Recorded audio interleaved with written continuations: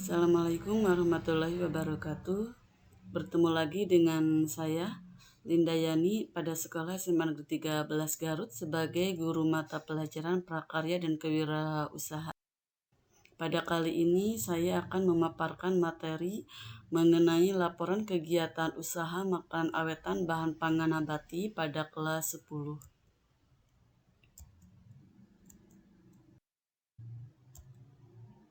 Adapun kompetensi dasar yang harus dipahami oleh para siswa adalah 3.6 menganalisis proses evaluasi hasil kegiatan usaha pengolahan makanan awetan bahan pangan nabati.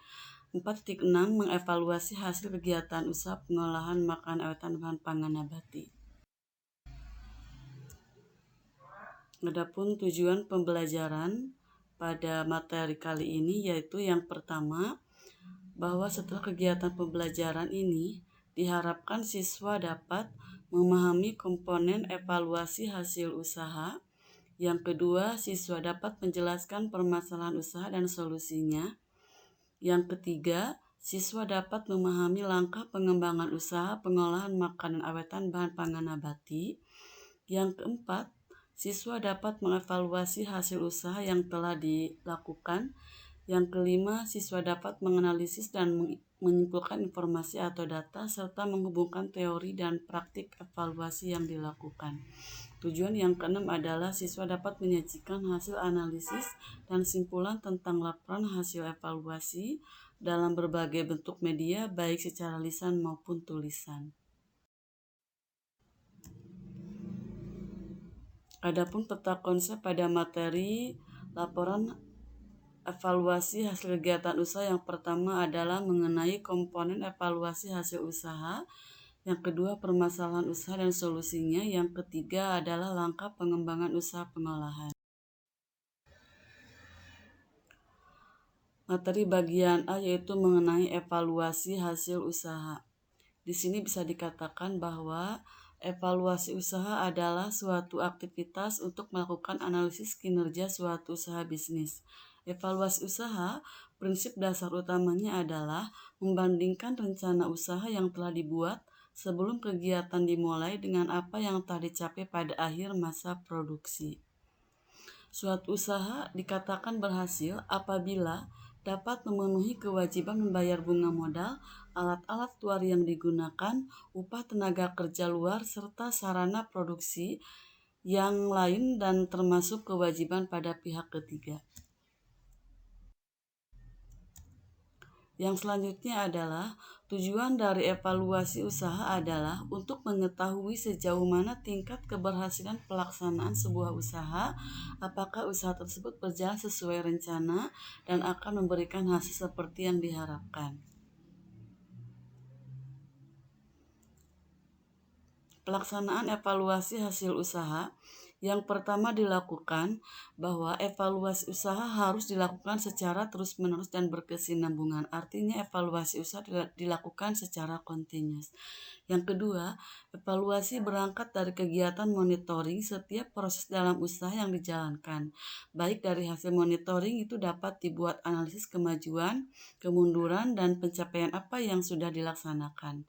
Pelaksanaan evaluasi hasil usaha yang ketiga adalah melaksanakan evaluasi dan monitoring bagi seorang entrepreneur sekaligus menjadi sarana belajar dan proses mengupgrade diri. Dalam proses ini bisa ditemukan hal-hal baru dan strategi baru dalam mencapai sukses bisnis. Adapun permasalahan dalam usaha yang sering dihadapi dan bagaimana solusi yang bisa dilakukan. Masalah yang pertama adalah mengenai waktu. Solusi yang dilakukan adalah seorang pengusaha harus mulai menerapkan manajemen waktu yang baik dengan membuat jadwal harian.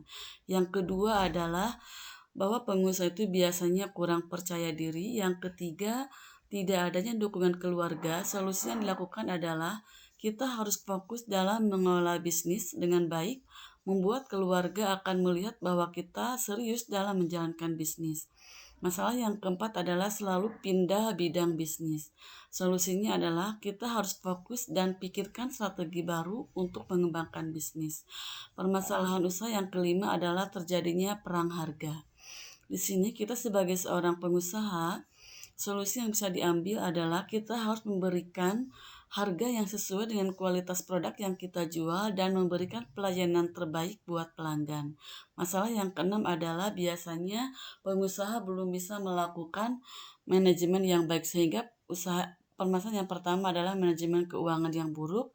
Solusinya adalah dengan menggunakan sistem akuntansi yang handal dalam menjalankan sebuah bisnis, atau kita bisa menggunakan aplikasi-aplikasi yang bisa membantu manajemen keuangan kita dengan baik. Yang selanjutnya di sini ada langkah-langkah pengembangan usaha. Yang pertama ada well organized, bahwa pengaturan atau pengorganisasian yang terencana itu akan banyak membantu kita dalam menyelesaikan berbagai tugas. Salah satu cara yang dilakukan adalah dengan membuat daftar kerja atau to-do list berdasarkan prioritas atau tingkat kepentingan. Langkah yang kedua adalah kita harus mencatat berbagai hal secara menyeluruh. Data yang menyeluruh ini nanti akan sangat membantu kita untuk meninjau perkembangan bisnis, mengetahui adanya kekurangan dalam sebuah proses atau mengembangkan strategi baru.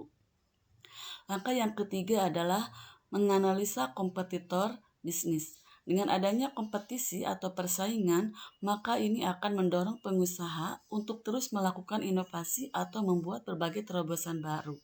Bisa jadi kompetitor memiliki strategi atau langkah yang bisa menginspirasi kita dalam mengembangkan usaha. Langkah yang keempat adalah kita harus pahami resiko. Dengan melakukan perhitungan resiko yang tepat, maka kita dapat meminimalkan hal-hal yang tidak diinginkan terjadi. Langkah pengembangan usaha yang kelima adalah kita harus berpikir secara kreatif. Berpikir kreatif dengan bersedia menampung ide-ide segar, terus menambah wawasan itu dapat meningkatkan mengembangkan usaha kita. Langkah yang keenam adalah kita harus selalu fokus. Tetap fokus dan pada tujuan dan target yang akan kita capai, ini akan membuat kita dapat mengelola bisnis atau usaha dengan baik. Langkah pengembangan usaha yang ketujuh adalah berkorban. Dalam berusaha ini kita dibutuhkan sebuah perjuangan dan pengorbanan yang luar biasa agar sebuah usaha itu dapat berkembang dengan pesat. Mengorbankan waktu istirahat, kenyamanan, kesenangan sendiri merupakan bentuk dari pengorbanan. Langkah pengembangan usaha yang kedelapan yaitu pelayanan yang baik. Pelayanan yang baik ini akan membuat konsumen kita akan terus kembali menggunakan produk kita. Yang kesembilan, konsisten. Di sini konsistensi merupakan salah satu kunci kesuksesan sebuah bisnis. Makanya di sini kita jangan terlalu sering untuk pindah-pindah bidang bisnis, karena tujuan atau kesuksesan pengusaha itu adalah dilihat dari konsistennya dia dalam menjalankan sebuah usaha. Yang terakhir di sini adalah strategi yang harus dilakukan oleh pengusaha dalam pengembangan olahan awetan bahan pangan nabati. Yang pertama, kita harus meningkatkan jumlah produksi untuk memenuhi permintaan pasar. Yang kedua, meningkatkan kualitas minuman lidah buaya sehingga dapat bersaing dengan produksi sejenis di pasaran. Yang ketiga, memperbesar modal dan memperluas daerah pemasaran. Bisa dilakukan dengan melakukan promosi atau melalui kemitraan dengan pihak yang memiliki jaringan pasar luas. Yang keempat, melakukan efisiensi produksi dan memproduksi makanan yang lebih tahan lama dengan menggunakan bahan pengawet yang tidak membahayakan bagi kesehatan.